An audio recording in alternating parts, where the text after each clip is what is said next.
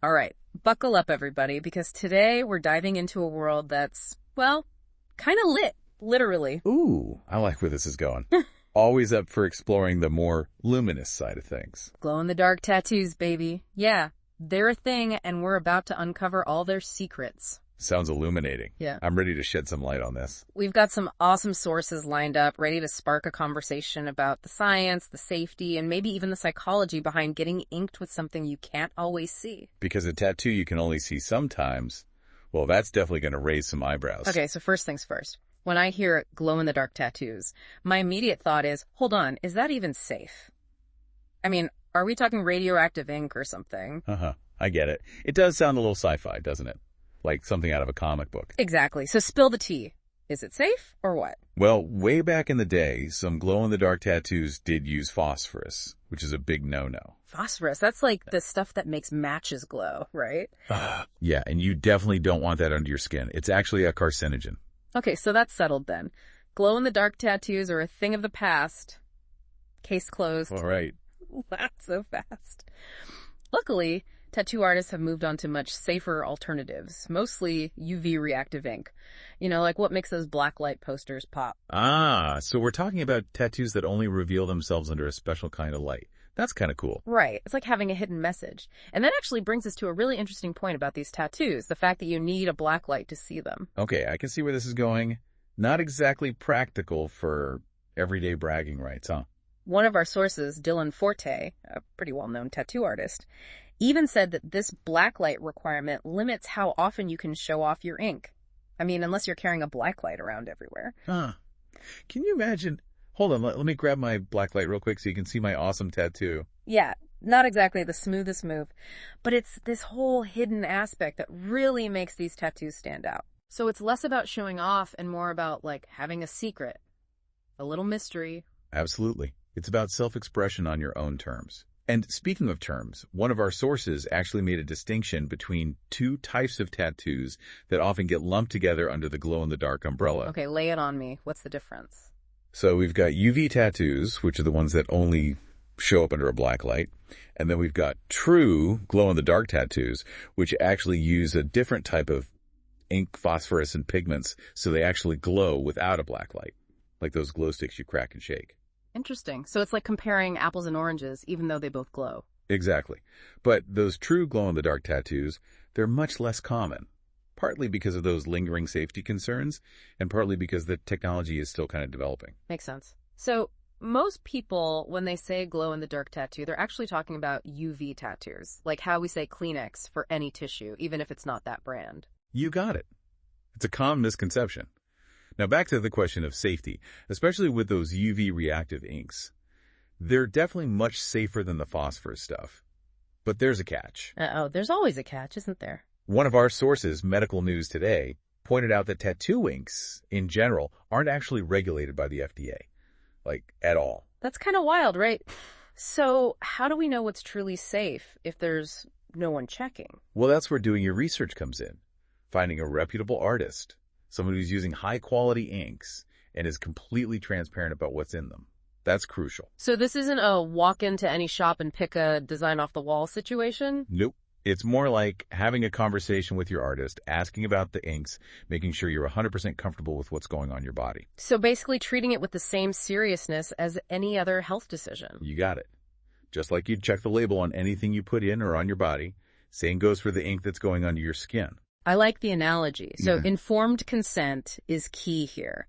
No rash decisions, folks. Think before you ink. Couldn't have said it better myself. Yeah. And speaking of thinking things through, let's dig a little deeper into this whole needing a black light situation. Because honestly, that's the part that still throws me off. If you need a special light to see the tattoo, doesn't that kind of defeat the purpose of, well, having a tattoo in the first place? That's a great question. And it gets to the heart of what these tattoos are all about. Maybe more than just a cool design. We should explore that a little more. Okay, I'm all ears. Why would someone choose a tattoo that's basically invisible most of the time? I need to understand the appeal. Well, there are a few reasons. One, and this was highlighted in one of our sources, is that it allows for a certain level of discretion. Discretion, huh? So it's not just about the art, it's about who gets to see the art. Exactly. Imagine you work in a field where visible tattoos are a big no-no. Right, like maybe you're a brain surgeon or a kindergarten teacher. Yeah. A UV tattoo lets you express yourself, have your art, but still maintain that professional image. So it's like having a secret identity, a little Clark Kent situation going on. I love that analogy. It's about control and selective visibility. Plus, there's also the wow factor when you do reveal it under a black light. That's got to be a conversation starter, like, whoa, where did that come from? Exactly. Imagine a tattoo that looks totally different under regular light compared to under a black light. It adds a whole other dimension. It's like a tattoo with a surprise inside. I'm starting to see why people are drawn to this. It's not just ink, it's a whole story, a secret you share with only a select few. Absolutely. And that brings us to another really interesting aspect of UV tattoos. The playfulness, the element of surprise. Playfulness. Okay, you got to elaborate on that. How does playfulness factor into all of this? Well, think about it. You could have a totally simple tattoo, maybe just a small design or even a word, and under a black light, bam, hidden details, whole new designs emerge. Whoa, that's pretty rad, like a tattoo with a secret life. Exactly. And only those who are in the know get to see the full picture. It challenges the whole idea of what a tattoo can be. It's a secret message, a hidden language. It speaks to that part of us that loves the mystery, the unseen, the hidden stuff. You get it. So we've covered the safety thing, the different types of inks, the whole black light deal, even some reasons why people might choose a UV tattoo. Yeah. But what about the practical stuff? Right, like the nitty-gritty. What do you actually need to know before you book that appointment, before you go under the needle for one of these glowing masterpieces? The logistics. Yeah. Well, that's a great segue into the next part of our deep dive, where we'll cover everything you need to consider before taking the plunge, all the things you got to know. Buckle up, folks. We're just getting started. All right, welcome back to the show. So, we've established that UV tattoos have this cool hidden in plain sight thing going on, and there's definitely a certain mystique to that. But let's get down to brass tacks here. What do we actually need to know before we even think about booking an appointment for one of these glow-in-the-dark masterpieces? Well, just like with any tattoo, it's not jade disc about the art, right? It's about your health and well-being, too. Got to be smart about it. Right, of course. We're talking about putting ink under your skin, so there are always risks, right? Exactly. And one of our sources, Medical News Today, actually pointed out that any tattoo, regardless of the ink, carries some inherent risks. Okay, so like what kind of risks are we talking about? Infections, allergic reactions, that sort of thing. You got it. Things like unhygienic practices at the tattoo studio, contaminated equipment, or even individual sensitivities to certain ingredients in the inks.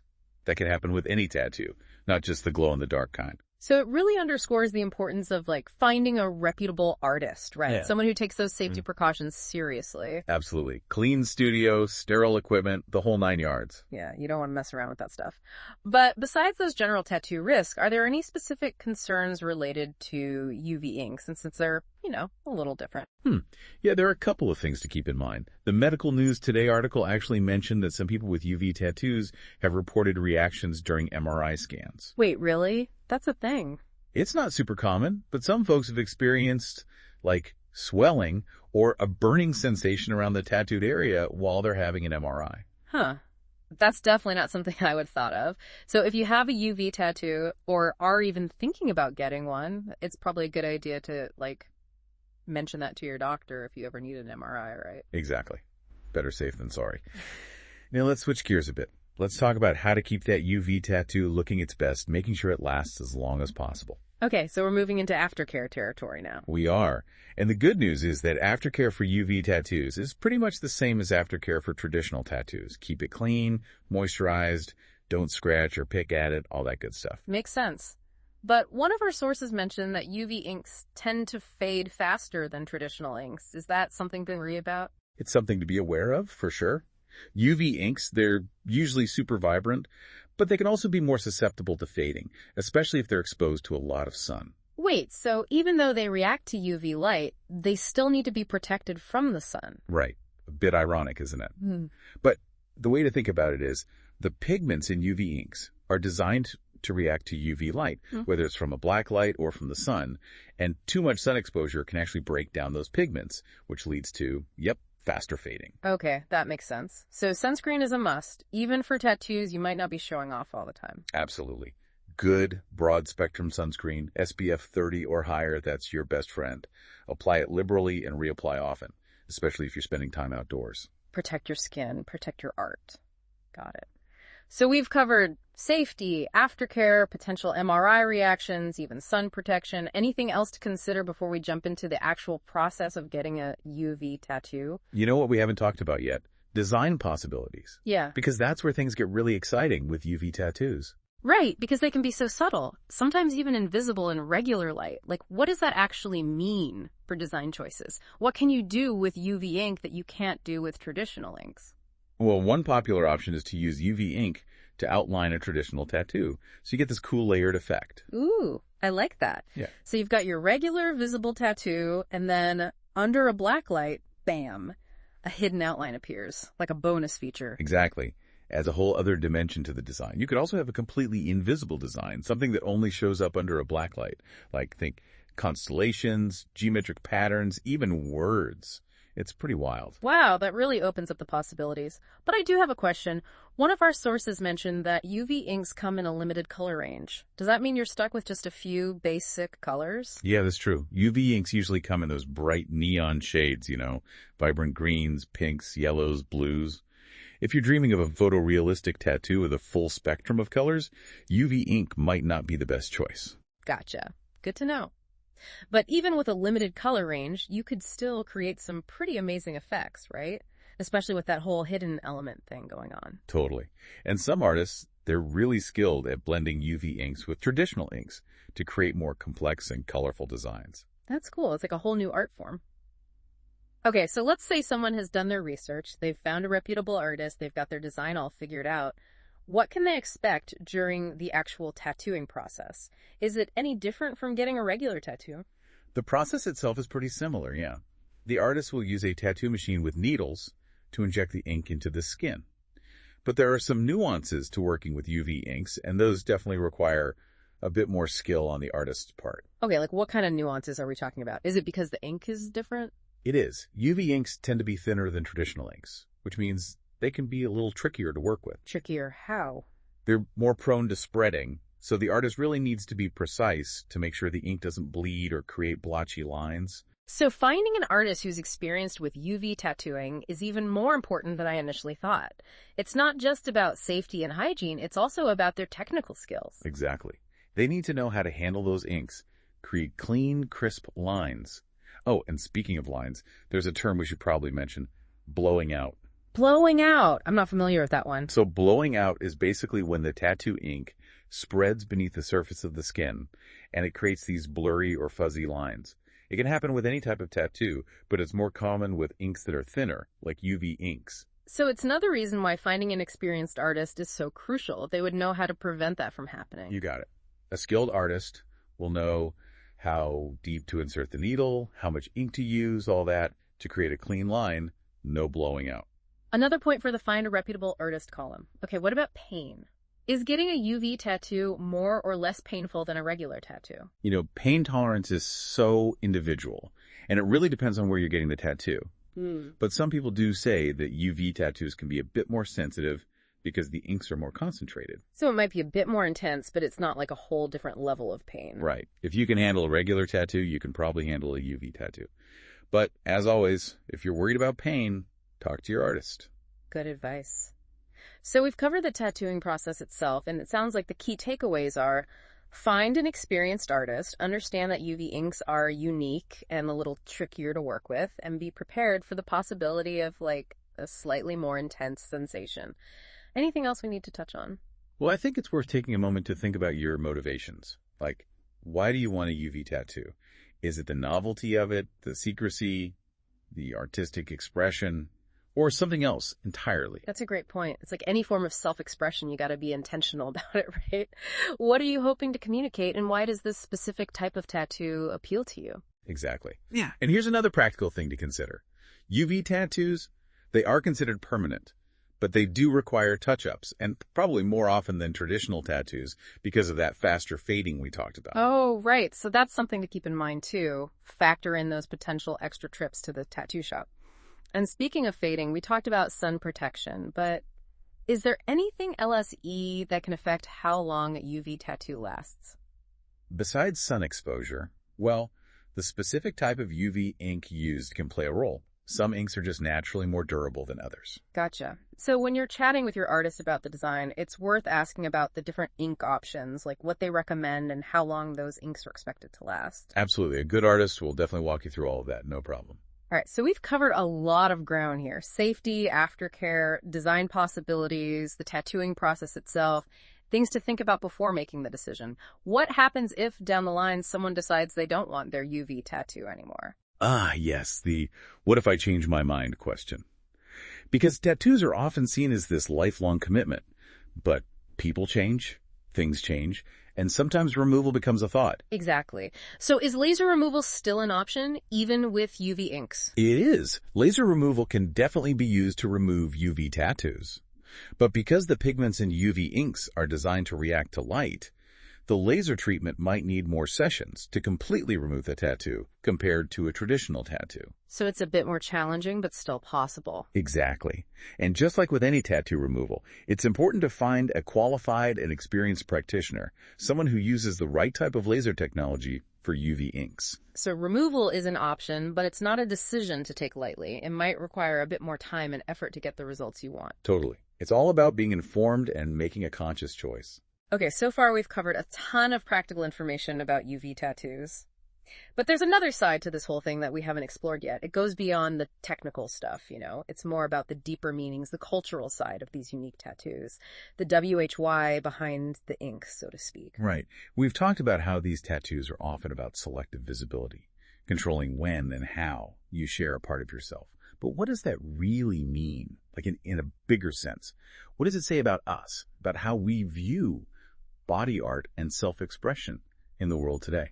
That's a great question, and it's one that we are going to delve into in the final part of our deep dive, so stay tuned. Welcome back to the show. All right, so we've really gotten into the nitty-gritty of glow-in-the-dark tattoos, the science behind them, the safety stuff, even some style tips. But now I want to step back and look at the bigger picture. Like, what is this whole trend, this idea of getting a tattoo that you can't always see? What does that say about us, about how we think about self-expression, maybe even identity itself?